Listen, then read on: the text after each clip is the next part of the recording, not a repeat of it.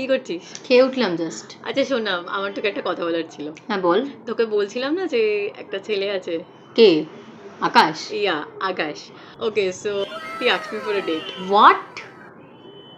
And I said কি তুই কি পাগল অন্তরা? আবার কোথায়? হ্যাঁ হ্যাঁ বলে দিলি? না না তুই না, কি তো আবার ট্র্যাপে পড়ছিস? আরে তুই শোন আমার কথাটা পুরো। ও অনেক পোলাইট, কি? জেন্টেল, ভালোভাবে কথা বলে, মানে একটু শান্তশিষ্ট, মানে আমার টাইপেরই আর কি।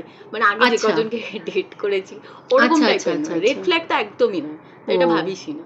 আচ্ছা ঠিক আছে, আমাকে কি যেতে দে, আমি যাই এই সামনের রবিবার। হ্যাঁ কোথায়? ওই যে বহতে, কলকাতার যেটা। হ্যাঁ ভালো, এই যে লাইক তোর জন্য thumbs up, all the best. হ্যাঁ আরে হ্যাঁ, তোকে তো সবই বলবো। এরপর বাসটাকে, হ্যাঁ ঠিক আছে, বাসকে তারপর টাটা, বাই বাই বাই। হ্যাঁ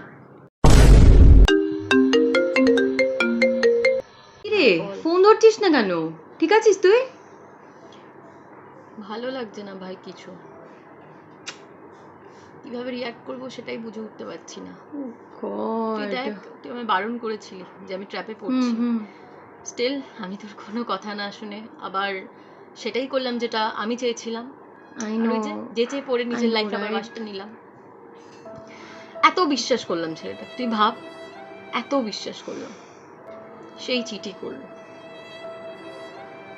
আচ্ছা এটাই যখন করবে তাহলে ফার্স্টের দিকে তো এত আদিক্ষেতার কোনো দরকার ছিল না, এত কেয়ারিং নেচার, এত ভালোবাসা, এইসবের তো কোনো দরকার ছিল না, তাই না? বুঝতে পারছি, তুই বল আমাকে দরকার ছিল কি? আমি তো তোকে বলেইছিলাম বল। ম্যানিপুলেটিভ ছেলে ভাই, তুই ভাবতে পারবি না এত বড় ম্যানিপুলেশন, মানে ও করতে পারে ইমোশনালি লোকজনকে, শুধু আমাকে বলে না ওর বন্ধুদেরকেও করে, এত ফালতু ছেলে।